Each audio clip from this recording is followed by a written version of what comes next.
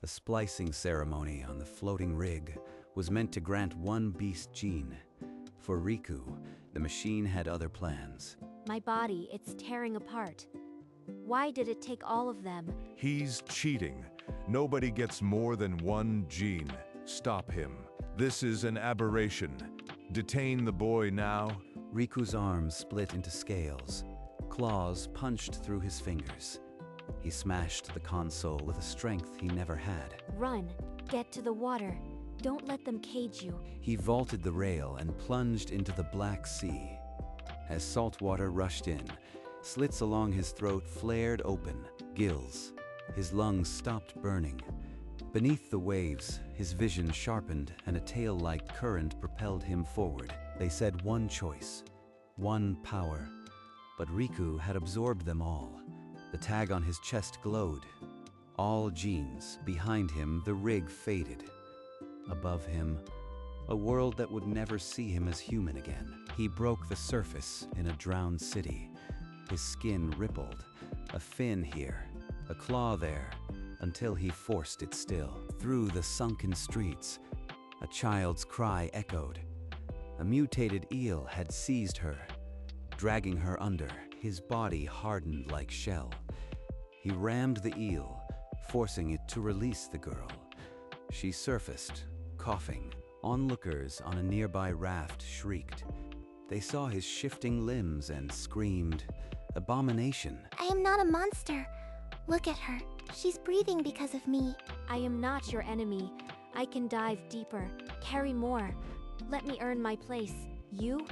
I remember you. The cheat who stole every gene. Before Riku could answer, Kale lunged. His shark fins cut through the water like blades. Riku's body reacted. His skin roughened. His arms stretched. He caught Kale and slammed him against the hull. The fleet leader eyed him coldly. One wrong move, she growled, then allowed him aboard. Kale's glare promised payback. For weeks, Riku hauled salvage from the deep. The fleet fed, but no one met his eyes. I am Hina, of the Sunken Court. I propose an alliance.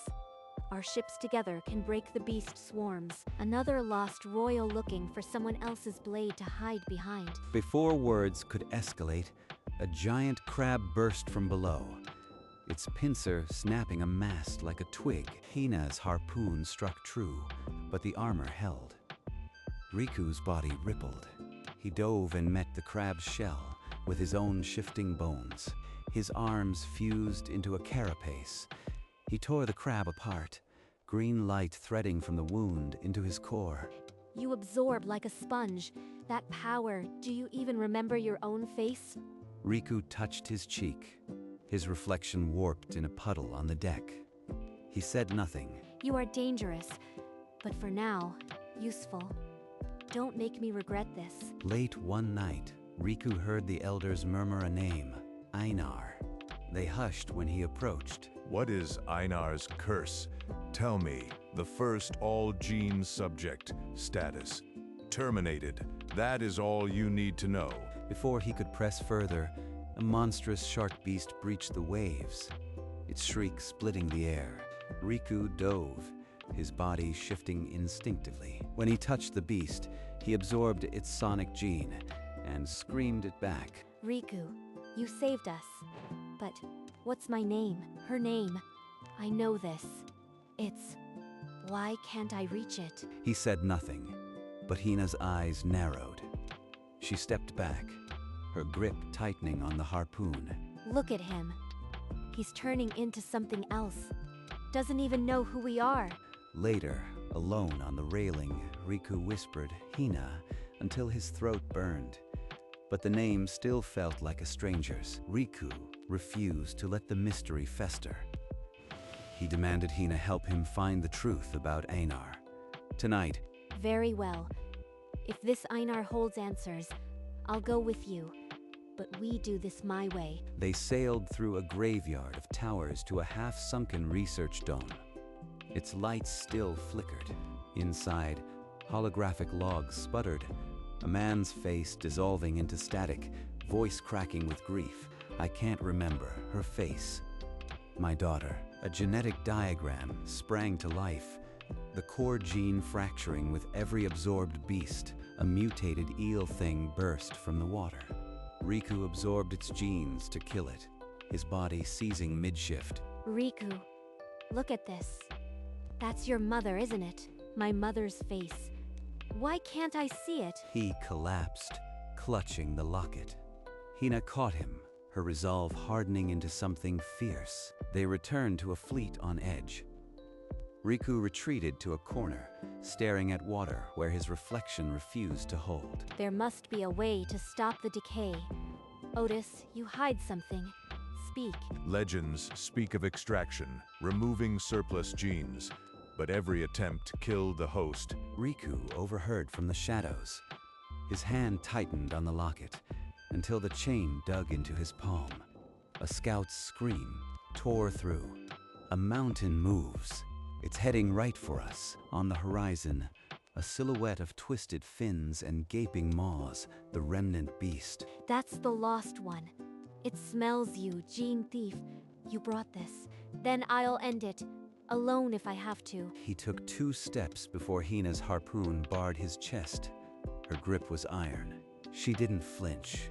Whatever came, they would meet it together, or not at all. The remnant beast struck. Tentacles thick as ships lashed the water, sending vessels spinning. Riku leapt from the bow, teeth gritted. He aimed for the core, the only way to stop it. The moment he touched the beast, his body became a battleground.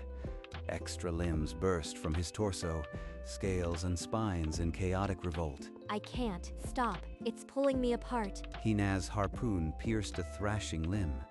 Kale's shark fins sliced through another. Deep in the chaos, a faint green light pulsed in Riku's chest, then stuttered, near extinction. Number. I won't become you, Einar. With a scream that was more will than sound, he forced the foreign genes out. They erupted from him like shrapnel. He hit the deck in a tangle of limbs, steam rising from his skin. The beast sank back, wounded but alive. Hina was already there, hauling him up. His face was slack, but his eyes, human, for now. In a narrow cot below deck, Riku's body flickered. Scales appearing and vanishing, eyes shifting from green to human brown. If you can absorb, why not expel? Give the excess to someone who needs it. Otis called it gene gifting. But every attempt before you failed, the giver died. A child's scream cut through. Mira had slipped overboard, thrashing beneath the waves. Riku lurched to the railing. Green light streamed from his throat into the water. Into her. Mira surfaced, gasping, new gills flaring on her neck. She coughed seawater, but she breathed. My gills are gone, but I remember her smile. My mother's smile. Riku, your neck, you are bleeding green, but your eyes are clearer. The crew gathered, whispers of hope and fear. If he could give genes, maybe he could be saved. But in the distance, the beast's roar echoed. The trial had only begun. By dawn, volunteers lined up. Riku pressed his palm to each, sending a fragment of himself. Night vision, tougher skin. Give me something. Speed. I'll use it to end that beast for good. Riku touched Kale's arm. Green energy surged, and Kale's muscles tightened with new velocity. This is different. For the first time, I don't hate you. The fleet transformed. Sailors with shell-plated backs, women with echo-sensing ears, and Riku, shrinking but clear-eyed. Riku, look, I can dive deep now. You gave me the sea. I am weaker, but I know why I am fighting. That's worth more than any claw. A horn blared. The scout's voice cracked. The beast, its back and twice as large. It's drawn to what we carry. Every gene I gave out is a beacon. Hina drew her harpoon. The fleet, no longer helpless, formed a battle line. Riku's gift would be tested in fire. A colossal eel dragon breached the waves, lightning arcing from its scales. A scout ship vaporized instantly. Don't engage alone. Mira, find its weak spot. Kale, strike there. Hina, pin it. Its heart pulses right behind the jaw. Hit there. Kale blurred with gifted speed, diving onto the beast's neck and tearing at the weak spot with serrated fins. Hina's harpoon plunged deep, twisting to hold the thrashing creature. Riku, on deck, called out adjustments. The Leviathan's tail whipped, catching Riku across the chest. He slammed into the mast, bones cracking. If I absorb its gene, I'll finish it. But I'll lose more. Number, trust them. Combined, they struck. Kale's slash, Hina's pin, Mira's sonic burst, and the Leviathan collapsed, dying. But as it shuddered its last, a crackling spark of green leaped from the wound into Riku's trembling hand. Riku, look at me. Don't you know me anymore? Hina's grief forged into iron. She pulled Riku upright, recounting their first skirmish side by side, the crab, the shared promise. You don't remember my face, but you will remember this. We fought together. That is who you are. I believe you, but I can't feel it. You must shed the excess, or the beast will claim you as its core, like Einar. Without hesitation, Riku pressed his palm to a sailor's shoulder. Armor plates migrated, leaving his own skin bare. I remember my mother's smile. It's sharper now, as if losing armor clears the glass. He shed his claws, his night sight. With each loss, a buried memory surfaced. A street name, a song. He knelt before Mira. The last of his enhanced vision flowed into her. The world dimmed, but her face glowed with gratitude. I don't know your name yet, but I know why I fought, so no one else has to lose themselves. Riku stood, only faint scales remaining. Frail but clear-minded, he faced the approaching roar without regret. The remnant beast erupted from the deep, a mountain of writhing flesh and chitin. Its roar shattered the sky. For the genes you gave us, let's tear this thing apart. I see its weak points. A seam under the main jaw, and another at the base of the torso. Riku's voice cut through the chaos, frail but steady. He pointed to the seam Mira had found. Strike, where the tentacles meet the torso. All ships, fire at the joints. Kale, go. Explosions tore across the beast's skin. Kale's speed left ribbons of light. Mira's echoes guided every blow. A gap tore open, a pulsing wound of green light. This was the way in. Without hesitation, Riku grabbed Hina's hand. They dove together into the grinding, luminous maw. Inside, the air was thick with genetic debris. A huge, beating organ pulsed at the center, the core. This is it. Do what you came to do. I'll hold back anything that comes. As Riku touched the core, a torrent of stolen memories flooded him. Einar's last moments, begging for a name he'd never recall. I don't remember. I don't remember. Riku. Mira is breathing because of you. Kale fights with your speed. You gave us the sea. Don't lose yourself now. The names sparked like flint. Riku's eyes snapped open, green and knowing. My name is Riku, and I am not alone. He absorbed not the genes, but the corrupted links, the noise. Green lines snapped like overstretched sinews. The beast convulsed. Outside, its 1,000 limbs went slack, crashing into the sea. Riku collapsed, his body a fragile human shape. Hina surged through the collapsing chamber and caught him, but the cost was etched in his vacant eyes. He clung to her, not knowing why, but knowing that he should. The remnant beast dissolved into a rain of green sparks, scattering across the waves like a final breath. The fleet erupted in cheers. Kale pumped a fist, green aura still crackling. Mira laughed, tears streaming. Hina broke the surface. Riku cradled in her arms. His skin was pale, scales reduced to faint, luminescent lines. She laid him on the deck. Otis hurried over, scanning Riku's faintly glowing chest with a weathered data pad. His core gene holds, but his personal memories, they are ashes. Riku's eyes fluttered open. He looked up at Hina, not recognizing her, but searching for something. Do they still breathe, the children? Hina nodded, her voice breaking only slightly. She turned his head to see Mira, who waved with new gills. Yes, because of you. A faint smile tugged at Riku's lips. Then his eyes closed and a single green tear traced his cheek. They built him a floating garden, a barge of vines and flowers drifting on calm seas. There, Riku learned to be still. Look, I can breathe underwater now. Really deep. It's because of you. Kale bounded onto the raft, his dorsal fin catching the light. The old sneer was gone. We'll guard this place.